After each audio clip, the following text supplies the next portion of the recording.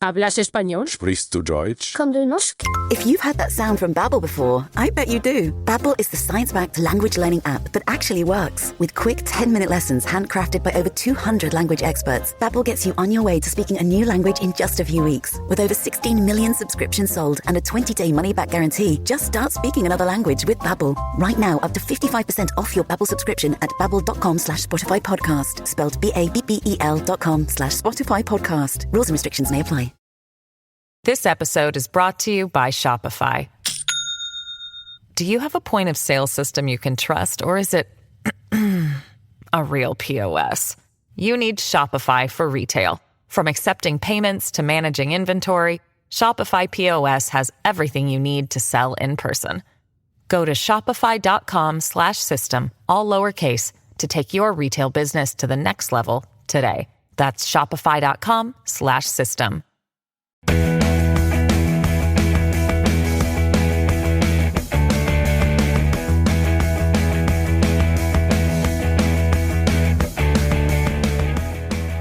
Olá pessoal, bem-vindos a mais um episódio Mil Crimes. Eu sou a Bruna, comigo hoje de volta está a Fabi. Oi, Fabi. Olá, Mil Crimers. Tudo bem com vocês? E aí, minha gente, tudo bem? Como Só vocês estão? Só tomando óleo de coco para evitar HIV, como diria o Laio Ribeiro. Inclusive, eu queria só mandar um beijo. Gente, tem um podcast que eu tô ouvindo faz pouco tempo, mas que é maravilhoso. Não sabe falar, né? Maravilhoso. Mas que é maravilhoso, que chama Ciência Suja, e é tudo de bom. E aí eles lançaram um episódio aí sobre o renomado doutor Lair Ribeiro, o mestre do metáfora, aquelas que vai tomar processo. Amiga, a gente tá pobre, não pode ter processo, não. Eu conheci eles hoje, inclusive, antes de começar a gravar. Eu tava escutando o primeiro episódio que eu ouvi deles, foi hoje, literalmente, antes de começar a gravar. A Bruna e eu, a gente tava ouvindo o mesmo podcast, só que episódios diferentes. Em sincronia, e sem se falar, né? A gente tá sincronizada. E a gente tá de TPM juntas também. Aguentem aí a sincronia. Hoje vai ser ótimo. Gente, tem algum recado aí? Ou não? Meu recado era esse aí: tome óleo de coco, pisca o cu bem devagar, acredite em acho que tá cheirando. Só energias positivas, né, hoje. Gente, o recado é, de novo, sobre esse episódio, que se vocês acham que semana passada foi pesado, agora vai ser pior. Então fica aí o aviso que todos os gatilhos para abuso, tortura, é tudo de ruim nesse mundo. Porque a gente vai aí dar seguimento para a segunda parte, né, do caso do Gary Heidnik. Uhum. Então, se você não ouviu a primeira parte, então pausa aí e escuta lá a primeira parte, depois volta a escutar essa. E, então é isso, né? Bora lá desgraçar a cabeça. Oppenheimer, é muito foda. Eu quero ver. Vamos desgraçar a cabeça, então. Bora lá pro episódio de hoje.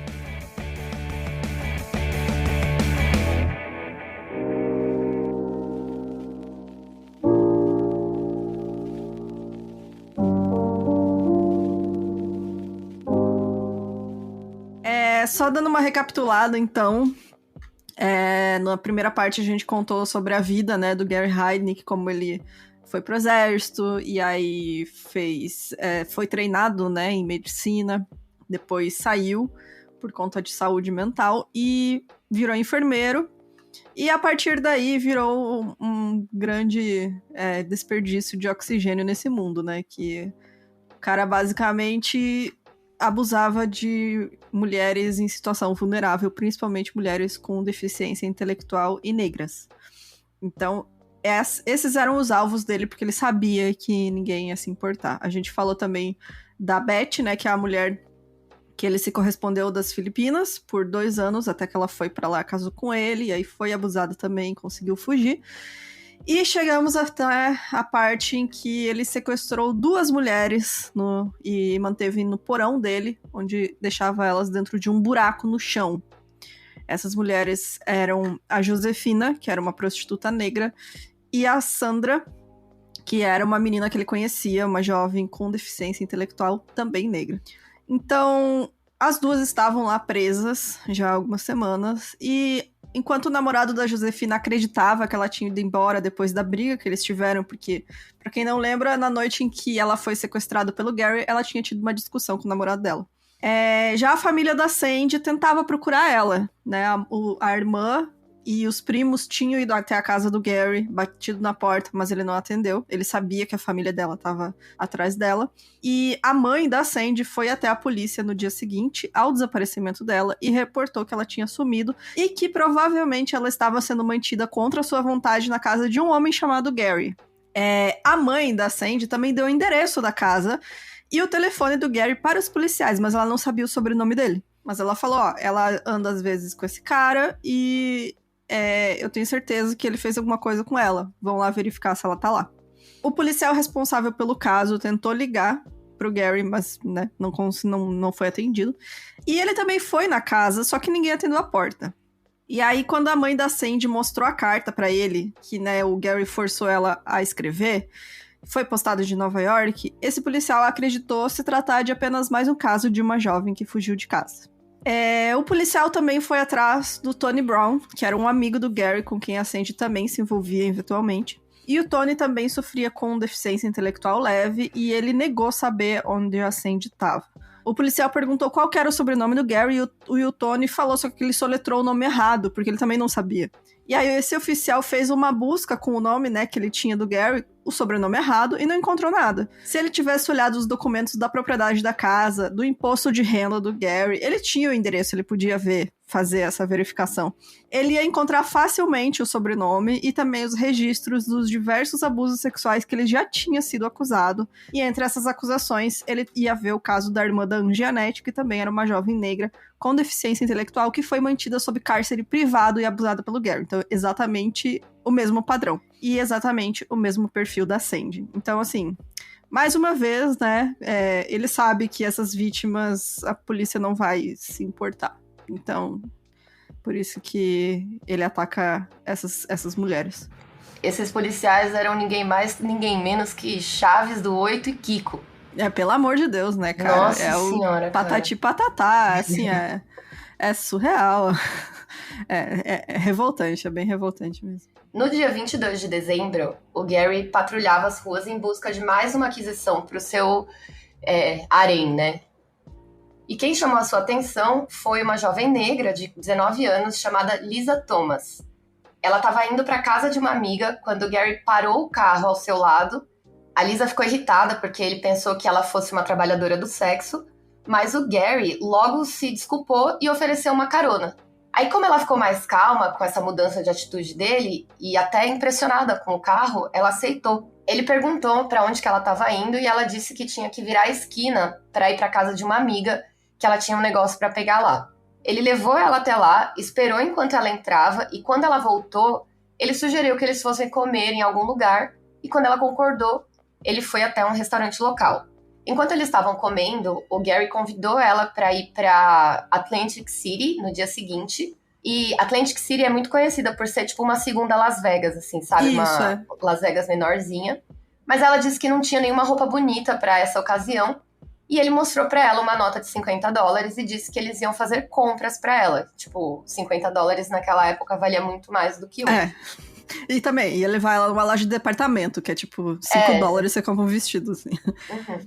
Então, depois de comprarem as roupas, eles foram pra casa do Gary e assistiram um filme enquanto eles tomavam vinho. A Lisa tinha tomado uma medicação pra alergia. E aí, junto com o vinho, né, ela acabou ficando um pouco grogue, caiu no sono, adormeceu ali no sofá mesmo. E ela acordou horas depois e percebeu que o Gary tinha tirado as roupas dela. Antes que ela conseguisse ter qualquer reação, ele levou ela pro quarto e abusou sexualmente dela.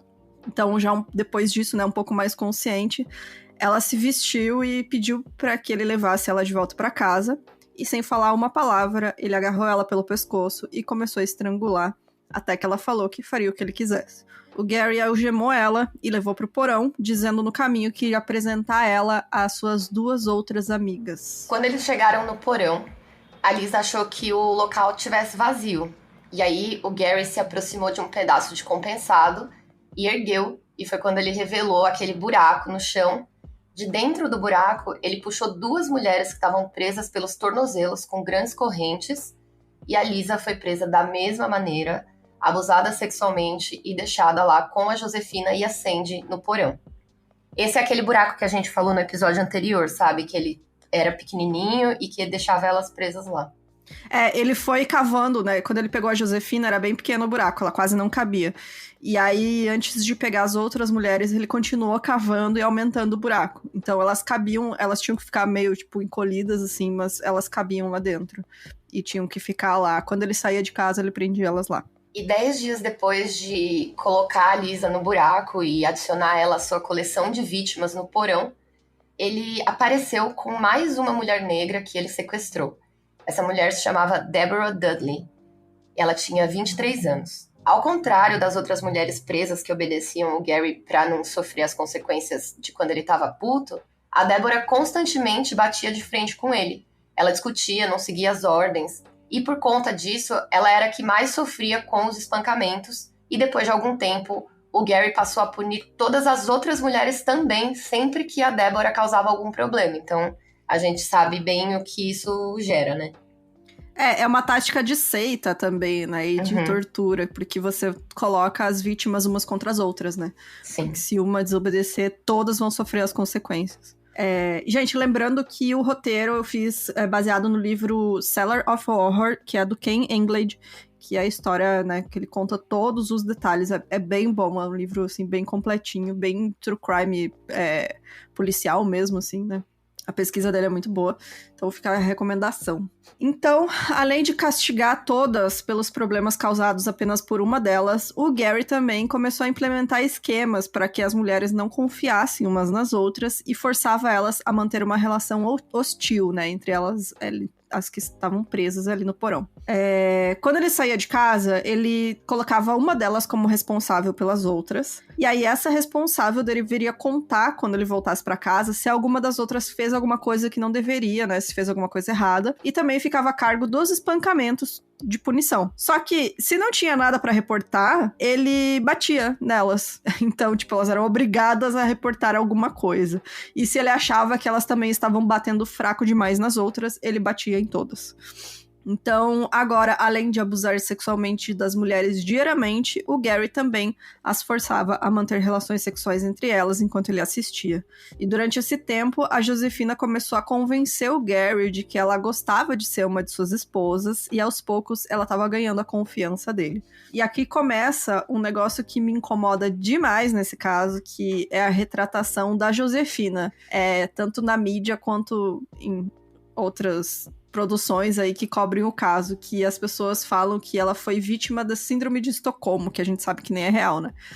Eu não sabia. Amiga, a gente tem que fazer um episódio sobre isso, sobre a síndrome de Estocolmo, sim, que é uma fabricação da mídia. Mas, basicamente, a Josefina, a gente falou no primeiro episódio que ela era muito esperta, né? Ela tinha aquela inteligência de rua, assim, ela se virava, né? Ela era uma sobrevivente. Então, ela percebeu que ela tinha que ganhar a confiança dele, se ela quisesse sair viva dali algum dia. Então, ela começou a dançar conforme a música, né? E assim, a mídia, tanto a mídia quanto produções, né? Tipo podcast, youtubers, enfim, colocam ela como cúmplice, porque ela acabou ajudando, né? Ela foi forçada também a espancar as outras, enfim. E aqui eu queria deixar bem claro isso, que, tipo, eu não acho que ela foi cúmplice. Pra mim, a Josefina, ela tava, assim, consciente de tudo que ela tava fazendo a todo momento, mas era com essa intenção de conseguir sair dali e salvar todas elas. E sobreviver também, cara, que isso. A gente tem tantos exemplos disso, por exemplo, na Segunda Guerra, sabe? Nos campos de concentração. As pessoas têm que se virar, não tem jeito, sabe? Exatamente. E é isso, assim, tipo, ela deu até entrevistas depois, ela diz, né, que quando você tá num isolamento extremo, assim, é meio que inevitável você criar uma conexão com a pessoa, com o seu captor, assim, né, basicamente, ela falou, tipo, porque é a única ligação que você tem com o mundo exterior, né, é o único jeito de você sobreviver é ter essa conexão com esta pessoa, porque é ela que mantém a sua vida, né, na mão dela. Então, ela sabia, assim, que se ela quisesse sair viva dali, e sair dali algum dia, ela tinha que fazer o que ele queria, né? As condições que Gary mantinha as mulheres no porão eram deploráveis. ele raramente deixava elas tomarem banho e deixou apenas alguns lenços umedecidos para elas se higienizarem. E um dia uma delas foi usar um dos lencinhos e acidentalmente pegou 2 do pacote. E isso fez o Gary já ter um acesso de raiva, porque ela estava desperdiçando, nananã. E então, assim, já mostra que não é que tinha um lencinho lá. Tinha um lencinho.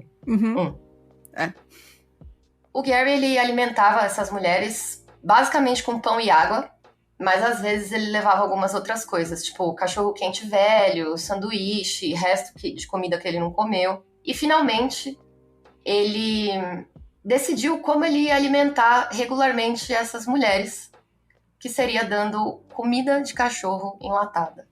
E para que elas aceitassem, ele espancou elas até que elas parassem de reclamar e comessem. A próxima vítima de Gary foi Jacqueline Askins. Ela tinha só 18 anos e ela também era uma jovem trabalhadora do sexo que foi atraída até a sua casa para fazer um programa. E então foi arrastada até o porão, naquele mesmo jeito que ele sempre fazia.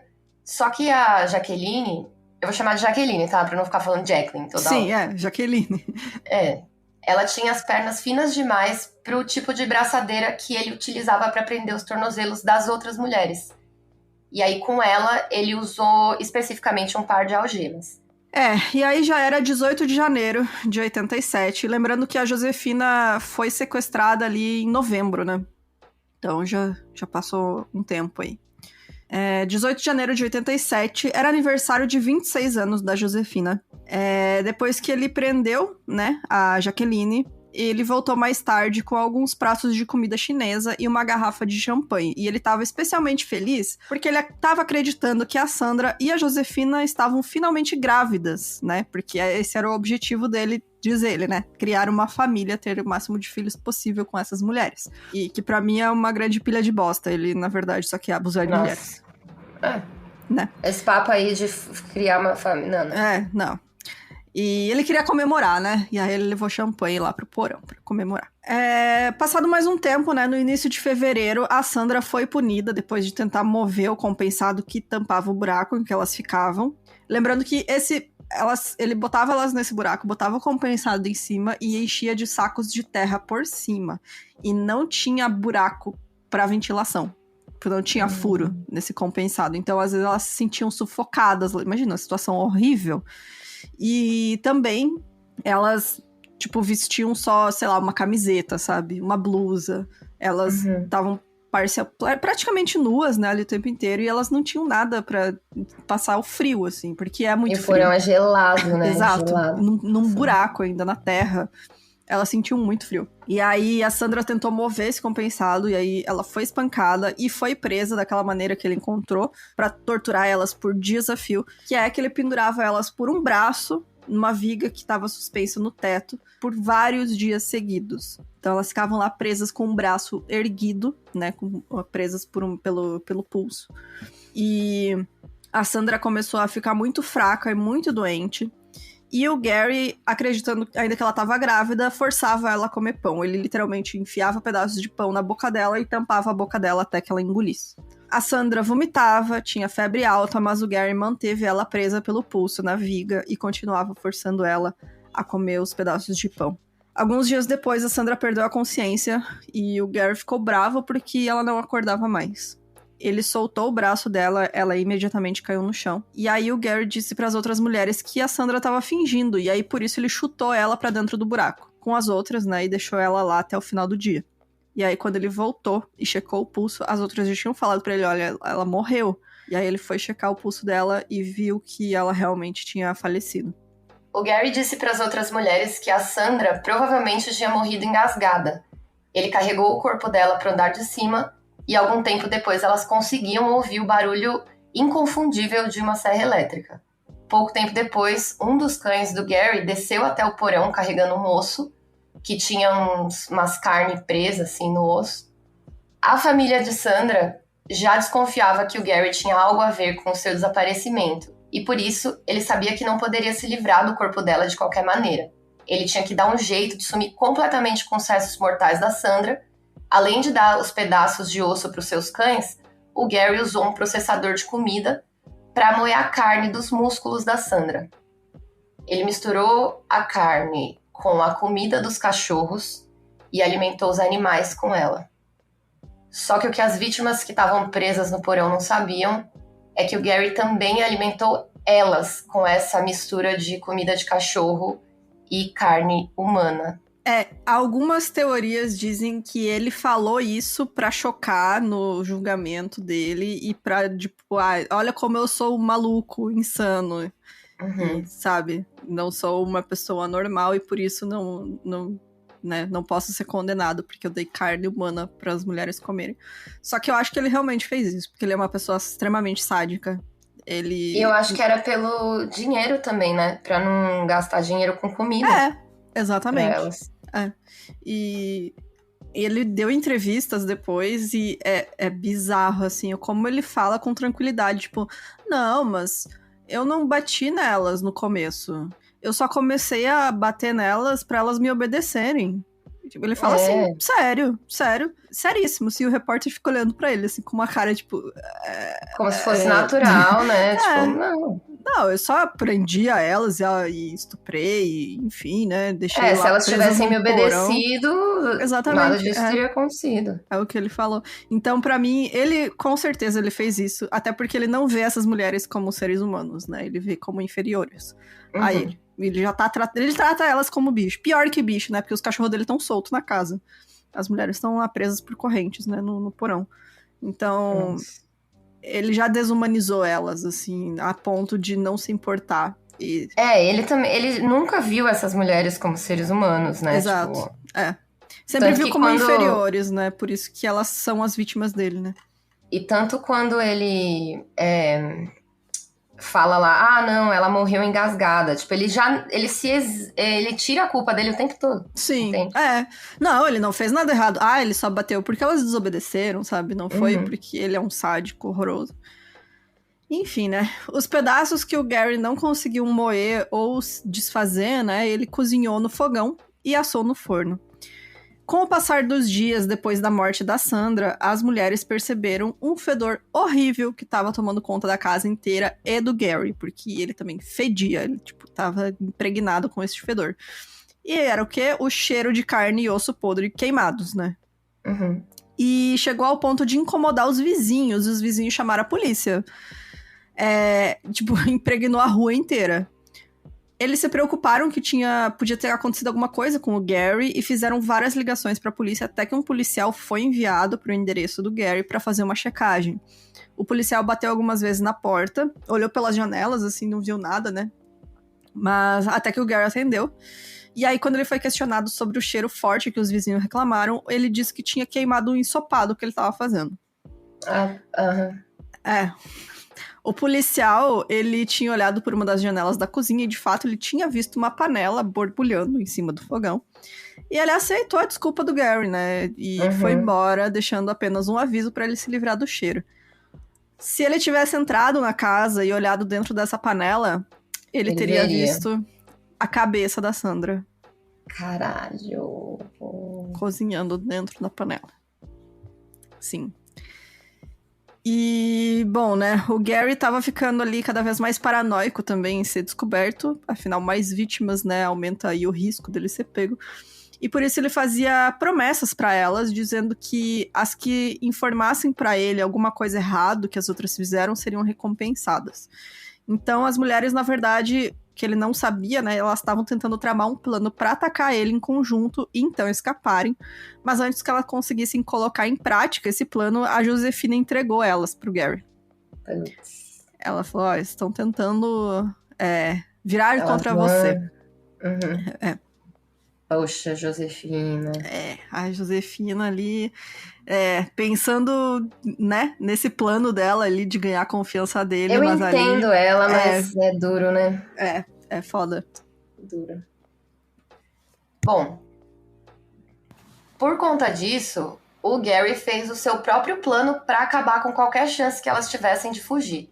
Ele sabia que as mulheres conseguiam ouvir quando ele estava em casa, e depois de amarrar os pés e as mãos da Jaqueline, e da Débora e da Lisa, ele usou uma chave de fenda, gente, para tentar perfurar os tímpanos delas, para elas não escutarem quando ele estivesse em casa, quando ele tivesse saído. E a única que conseguiu escapar dessa punição porque já tinha ganhado a confiança do Gary foi a Josefina, que... X9, né? Tudo. E aí, em uma outra ocasião, a Débora estava mais uma vez criando confusão e desobedecendo o Gary, e aí ele soltou ela, levou para o andar de cima. Depois de um tempo, ele voltou pro porão com ela, e a Débora estava calada e assustada. E aí, quando as mulheres ficaram sozinhas de novo, a Débora contou para as outras que o Gary levou ela até a cozinha, e aí ele mostrou para ela uma panela que estava no fogão, onde ele tinha guardado o que sobrou da cabeça da Sandra. E aí também no forno estavam os restos queimados das costelas. E aí depois ele ainda mostrou... ele abriu a geladeira e mostrou uns sacos que tinham um braço, umas outras partes. E ele falou que se a Débora não começasse a obedecer, ela ia ser a próxima.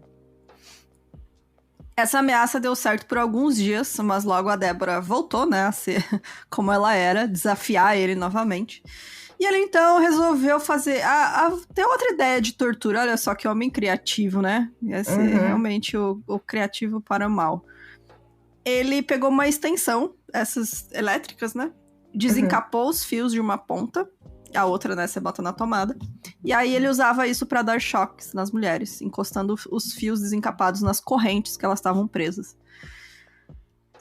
Mais uma vez, a Josefina foi a única a não sofrer com essa nova punição.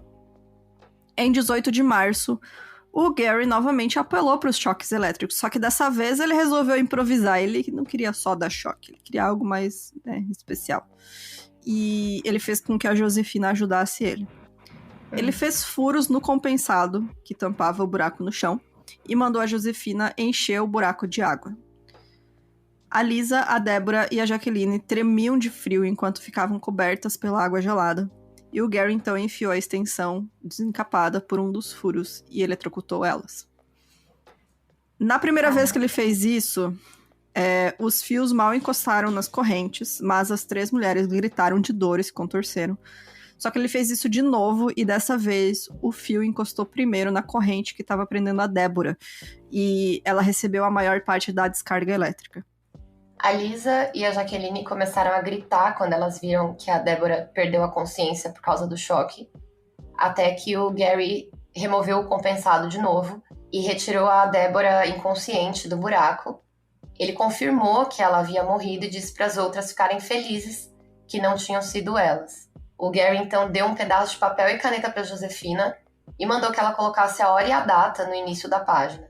E depois ele obrigou ela a escrever uma declaração onde detalhava como ela havia ajudado a eletrocutar a Débora. Então ele mandou ela assinar, também assinou o papel e falou para Josefina que agora ele tinha uma prova para incriminar ela caso ela tentasse algum contato com a polícia. Então é como assim, você agora é minha cúmplice e aí assina aí, sabe? Como se, né, alguém fosse aceitar essa declaração, né? O Gary agora acreditava que tinha o controle total sobre a Josefina porque ele tinha ali uma, entre aspas, prova que poderia incriminá-la junto com ele. Como se alguém fosse aceitar isso, né? Tipo, ela escreveu enquanto era sequestrada, né? Cativa ali dele no porão. Fonte, vozes da minha cabeça. E aí ele soltou ela depois disso e falou pra ela que ela podia andar pelo andar de cima, podia se vestir. E essa era a primeira vez que a Josefina estava completamente vestida nos últimos 4 meses. Que foi esse tempo que ela estava presa no porão até esse momento, né? No dia seguinte, o Gary cobriu o corpo da Débora com plástico e colocou ela naquele freezer grande que ele tinha no porão, aquele que a gente comentou no outro episódio, freezer horizontal, sabe? Isso, A Josefina, então, passou a ser tratada como se fosse a esposa do Gary. Ele levava ela junto com ele pra fazer compras, pra comer em restaurante. Ele era muito fã de fast food, então ele só comia em fast food. Não era só restaurante, não. Ele ia no McDonald's. Ele também contava coisas pra ela, né? Como, por exemplo, a vez em que ele disse que se ele fosse pego por qualquer coisa, ele ia fingir insanidade, porque ele sabia como manipular os testes médicos. Que coisa, né? Pra mim, assim, como eu comentei no primeiro episódio, eu acho, assim, que ele tem algum transtorno principalmente de psicopatia, né? Porque o nível de sadismo que ele tem contra essas mulheres é absurdo. Mas ele realmente sabe como manipular e fingir que ele não tem noção do que ele tá fazendo, sabe? Sim. Quando ele tem. Ele planejou tudo isso, então ele sabe muito bem o que ele tá fazendo. E aí, ele também, nessa época, ele tava de bom humor, então ele deu alguns pequenos confortos para as outras mulheres, né? As duas que ainda estavam no porão, que eram a Jaqueline e a Lisa. Então, ele finalmente colocou colchões para elas dormirem, travesseiros, cobertores e uma TV. Cobertores entre muitas aspas, deu aqueles burrinhos, assim, sabe? Aquelas mantinhas, assim, que... Burrinho, eu nunca ouvi falar. Você nunca ouviu esse termo? Não. No Sul, a gente chama de burrinho, aquela cobertinha... que é feita com resto de coisa, que é cinza. Não, eu tô ligada qual que é. Chama de burrinho. Que você dá pro cachorro dormir. Então, ele sabe, uma cobertinha fina, assim, elas ainda passavam muito frio. E, enquanto isso, a Josefina dividia a cama com ele, né? E aí, em 22 de março, o Gary levou a Josefina junto pro interior, em uma estrada desolada, onde ele descartou o corpo que tava, né, congelado da Débora. No dia seguinte, ele disse que eles iam ter que encontrar uma substituta para Débora e que ele ia levar a Josefina com ele para encontrar essa nova mulher. Dirigindo pela cidade com a Josefina naquela noite, eles viram uma outra jovem, também trabalhadora do sexo e negra, chamada Agnes Adams. Ela tinha 24 anos e os dois já conheciam. A Josefina tinha trabalhado no strip club que a Agnes trabalhava por algum tempo, e o Gary já tinha feito 2 programas com ela anteriormente. Não tem muita explicação, mas em uma das vezes que ele tinha feito o programa com a Agnes, ele já tinha as mulheres cativas no porão e não fez nenhuma tentativa de sequestrar ela como ele tinha feito com as outras. Teve essa vez aí que foi normal, assim, ela foi lá na casa dele, fez o trampo, e foi embora. E aí, nesse dia, eles combinaram um preço e foram pra casa do Gary.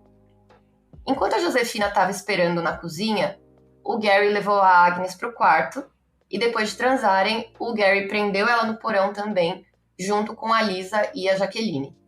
Ele não sabia, mas a Josefina finalmente ia colocar o seu plano de fuga em prática.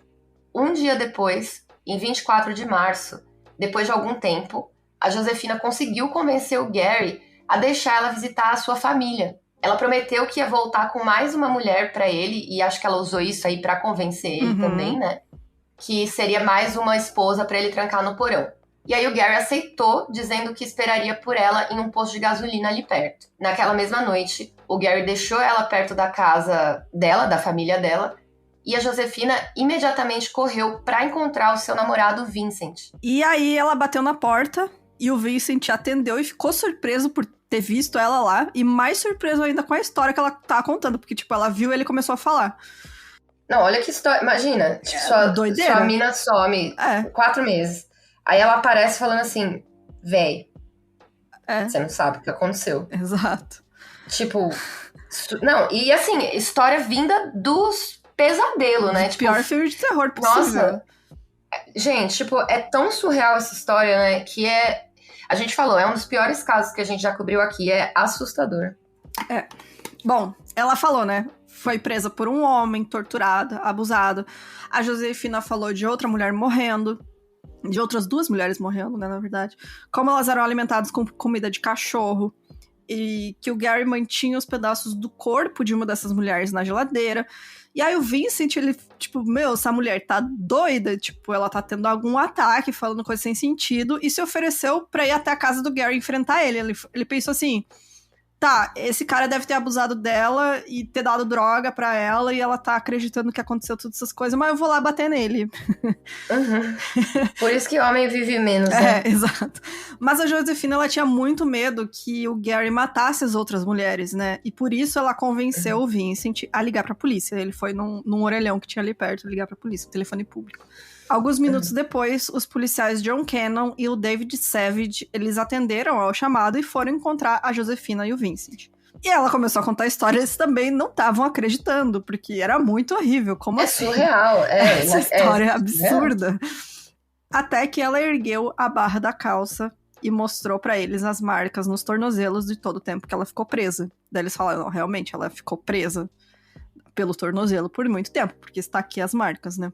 E aí ela falou que o Gary estava esperando num posto de gasolina e os policiais foram até o local para prender ele.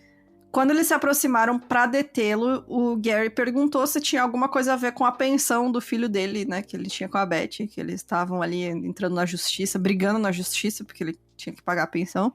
E os policiais responderam que não, é muito mais grave que isso. Com licença, senhor, você por acaso tem 3 mulheres trancadas no seu porão que você alimenta com comida de cachorro? É, exatamente assim. E aí os policiais viram, né? Tipo, se ela tá aqui com as marcas no tornozelo... Alguma tá coisa aconteceu, e tá dizendo que tem outras mulheres, realmente, elas têm que ir lá resgatar essas mulheres, porque, né? Se ela tá aqui uma vítima que conseguiu escapar, temos que ir lá salvar as outras. E por volta das 5 da manhã do dia 25 de março de 1987, um esquadrão de policiais chegou na casa do Gary.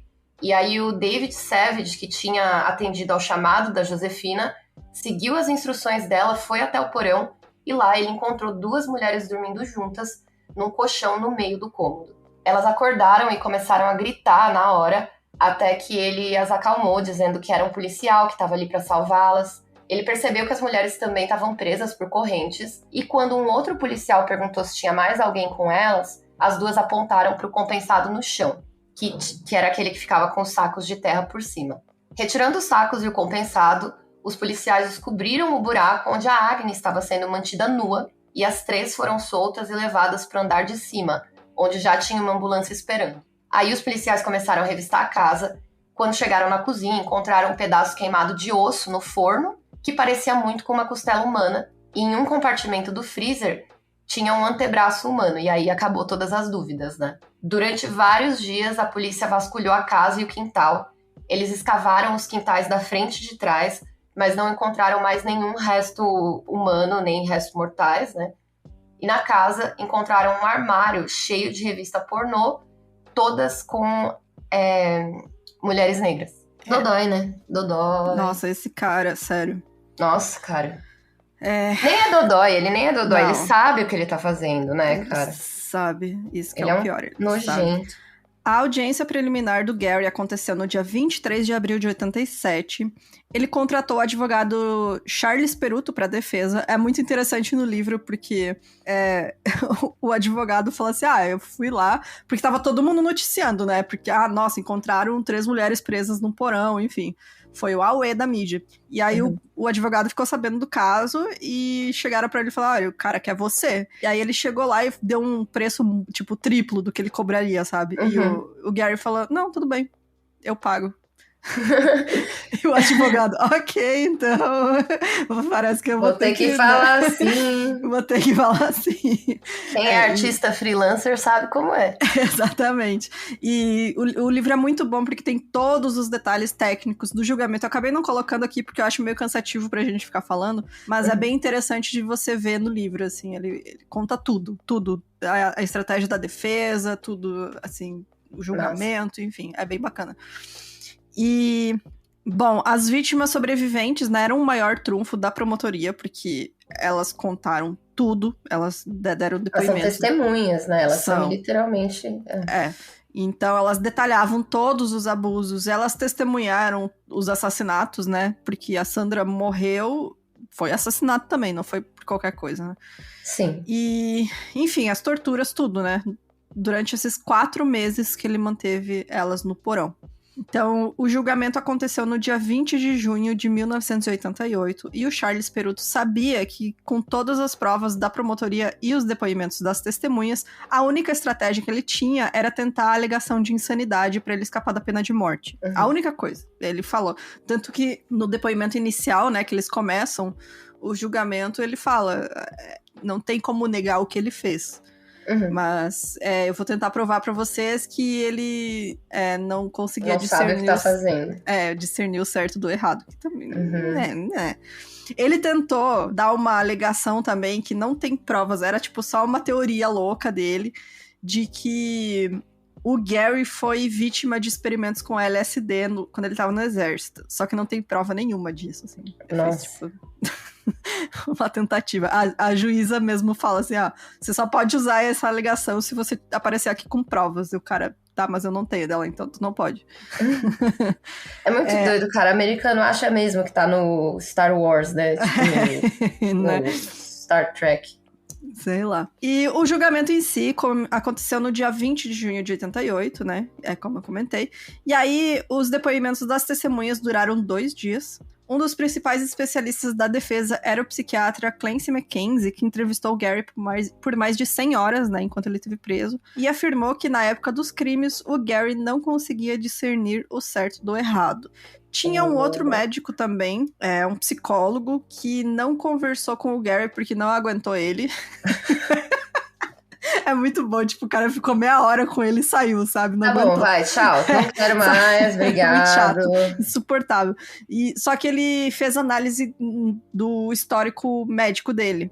Uhum. E aí a juíza não aceitou. Ela falou, não, não vai, eu vou aceitar o depoimento de um médico que só olhou o histórico do cara. Tipo, não.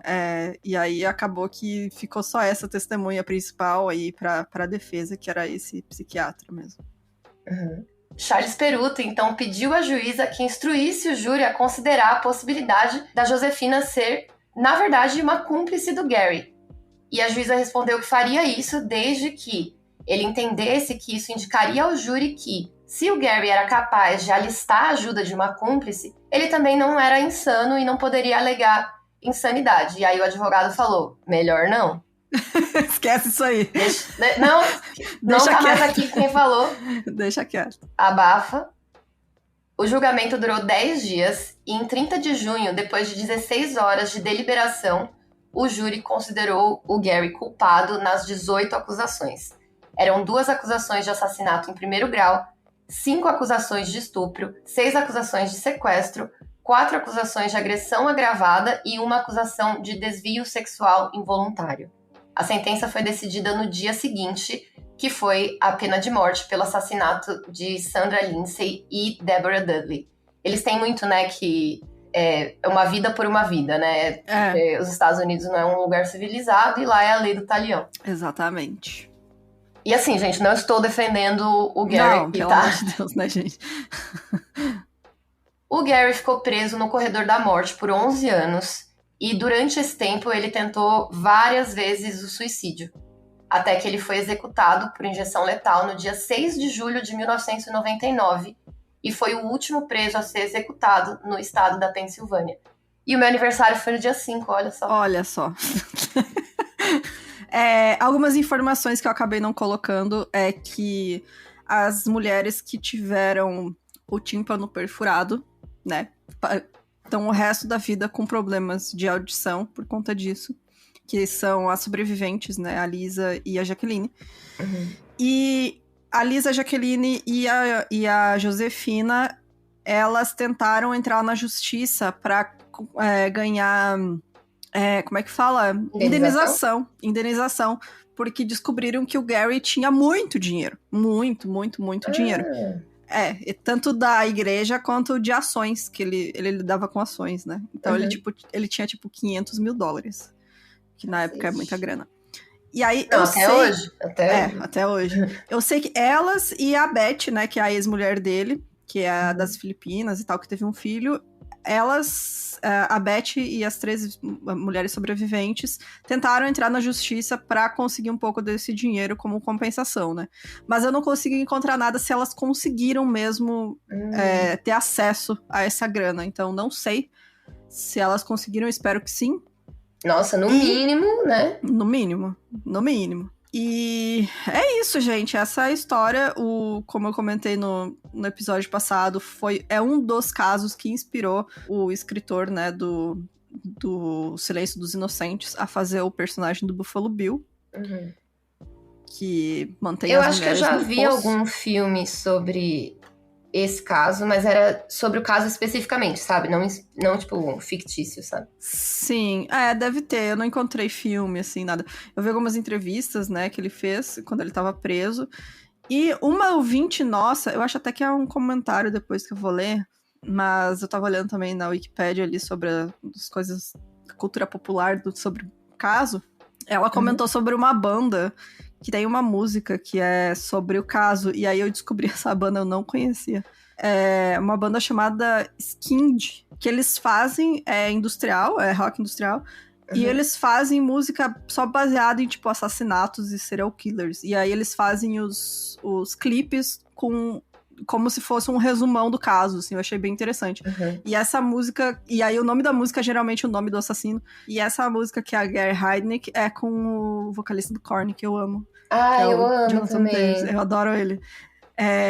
Enfim, depois eu vou ler ali nos comentários, mas eu gostei da banda, achei bem interessante o conceito, e obrigada pela indicação aí. Fica aí Bom, meu quem ex, gosta quando eu dos conheci, rock. ele falou que eu tô fazendo um disco conceitual, que é a história de um serial killer, e foi cilada mino, hein, gente? Então, legal de ouvir, mas não namorem músicos. Não. Não sei nada dessa banda aí, conheci agora também, então, eles são da Austrália, então, fica aí. Mas, enfim, eles têm várias músicas. Tem a música Edmund Kemper, tem a música Richard Ramirez, tem a música Jim Jones, enfim, tem várias. É isso. Proibido namorar músico. Bom, vamos para os comentários, então, no episódio passado. Bora.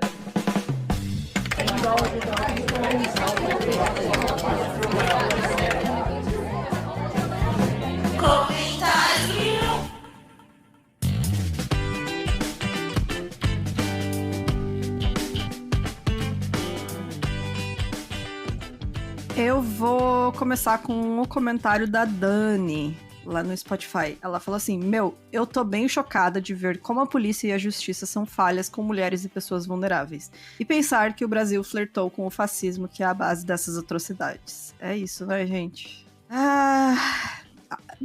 Mas é sempre bom lembrar que não acabou, né? Tá aí. Né? Tá aí. Tá aí. Então, Tá aí. é sempre bom a gente continuar lutando. Eu vou ler aqui o comentário da Patrícia Salvatore, 762. Maquê! Tem que fazer a mãozinha. Vizinha da Bruna aí, ó. Se for na Itália, vizinha da Bruna. Ela falou assim: eu adorei esse episódio e sempre me pergunto como o homem sempre se supera na sua perversidade. Eu gostaria de sugerir um episódio sobre os crimes da ditadura. É sempre necessário falar para que os jovens alienados por fake news saibam que esses crimes horríveis aconteceram no Brasil e entendam de uma vez por todas que democracia é essencial para que as pessoas tenham senso crítico e que lugar de militar é na defesa do país, não dentro da escola. Lacrou! Lacrou! Muito bem, Patrícia, gostei. Mas, ó, tenho aqui uma coisa a dizer, hein? A democracia... a verdadeira democracia, ela só será possível depois da ditadura do proletariado. Até lá a democracia é apenas mais uma falácia neoliberal. Aquelas, né, que vai ser cancelada.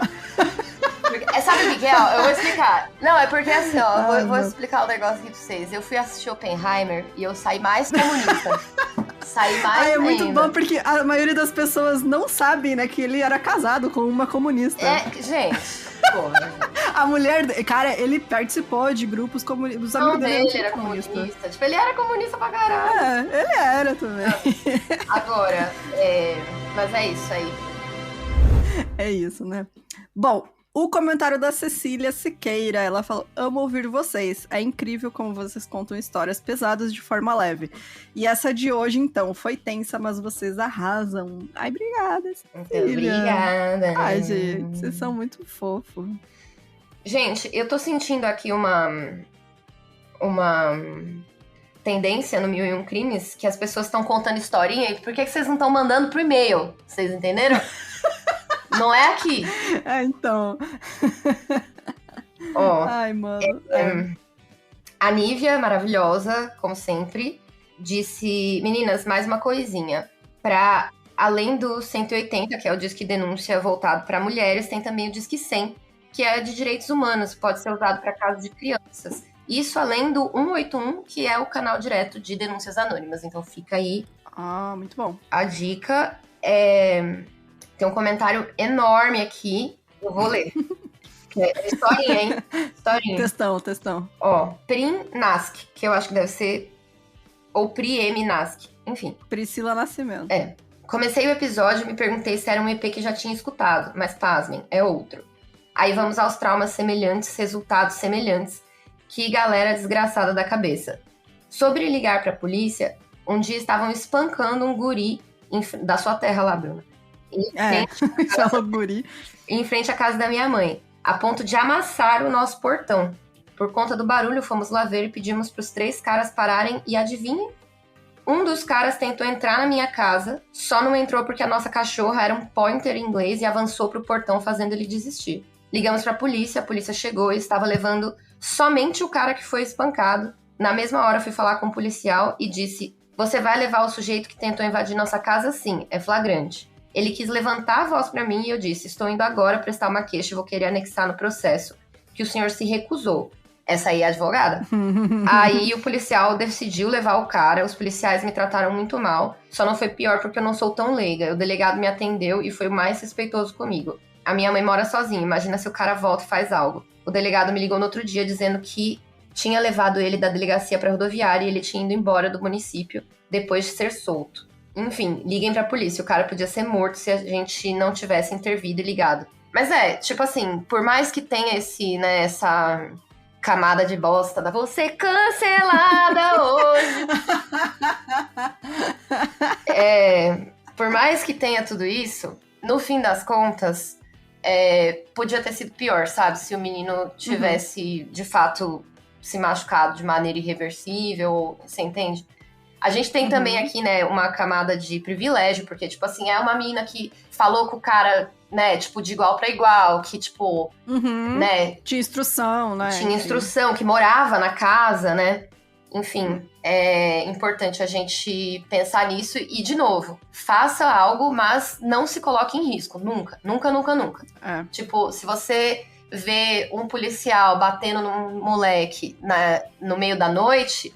Não vai lá, não tem, que aí quem vai apanhar é você. Agora, gente, esse episódio aqui vai ser complicado, né? Esse episódio aqui vai ser show de bola. Amiga, eu tava essa semana pesquisando sobre... Esse vai ser uma oportunidade pra gente ser cancelado de vez. Que é dos protestos de Los Angeles dos anos 90. Eu só tenho... Que foram provocados por violência policial. Sim. Que deu origem aí ao melhor álbum dos anos 90, que é do Rage Against the Machine. Mas, né, tô aí na pesquisa. Se você tiverem interesse, comenta aí, que vocês quiserem ouvir esse caso, porque eu acho que é triste que ainda é atual, né? Passou 30 anos já e é um negócio que ainda acontece, então... Não, e tipo assim, piora, né? Piorou, né? Piorou. Mas aí... Exato. Uma coisa que eu ia falar aqui, que os ouvintes estão falando e clamando, é que faltam apenas 27 seguidores pra gente no Instagram, pra gente fazer o episódio da Operação Prato, que a Bruna tem medo de ET. Farei questão... A Bruna nem vai escrever esse episódio, eu vou escrever. Não, eu já falei que eu não vou escrever. Eu vou escrever esse episódio pra ela só ser surpreendida toda hora. E digo mais. Amiga, eu já assisti um documentário sobre isso e eu não dormi por uma semana. Não, mas agora você vai assistir o documentário feito pela Fabiana Marques. Aí você vai ficar um mês sem dormir. Nossa, não, eu vou contar a história dos OVNIs em Braga, Portugal. Não, aqui não tem OVNI. Tem, amiga. Inclusive é aí. É aí o foco da dengue. Na verdade, Varginha é só um nome fantasia. Varginha é só uma passagem. É Varginha de Portugal, na verdade. Ai, gente, não. Ó, vai ter. O melhor pra mim do ET de Varginha é aquela foto das mulheres apontando. Parece um disco de banda índia, assim. As mulheres apontando no mato, assim, no muro. É muito boa aquela foto. Adriana e as ETziadas. Gente, só lendo aqui que quem indicou a banda foi a Sulene. Então, obrigada, Sulene. Eu não vi o comentário dela agora. Valeu, e eu quero ler um comentário que a gente recebeu no Spotify. Eu achei muito fofo. Que o nome está Eliane, mas eu acho que não é Eliane, porque o comentário diz o seguinte: oi, gurias, estou mandando esta mensagem pelo celular da minha avó e quero dizer que adoro seu podcast. Um beijo de canela. Fofinha. Se você for menor de idade, não pode. Devolva o celular pra sua avó. Não era pra você estar ouvindo isso aqui, não. Você tem que ouvir o do Saltimbancos, podcast do Acorda Carlo, na Netflix. Isso daí você pode. Ai, gente. É isso. Eu me identifico que quando eu era adolescente eu também participava de umas coisas que eu não podia na internet. Mas, gente... Tem algo mais a comentar? Mal vejo a hora de voltar à vida de crimes. Gente, obrigada aí pela companhia. E se você tem uma historinha, semana... 1001medinhos@gmail.com, mande sua historinha de medinho. E mandem indicação de casos pra gente no e-mail, ou lá no nosso Discord também tem a seção pra você indicar casos. Ou manda no nosso e-mail, 1001crimes@gmail.com. Você pode mandar comentários por lá, manda artigo que você achar interessante, pode mandar pra gente. E apoie a gente sempre tá precisando aí do seu apoio, não só moral, como também financeiro. E aí você entra no site 1001crimes.com.br e vai ter lá como você consegue ajudar a gente a crescer e continuar com o podcast. Então, é isso, gente. Obrigada, beijos e até semana que vem. Tchau, tchau. Beijos, tchau, tchau.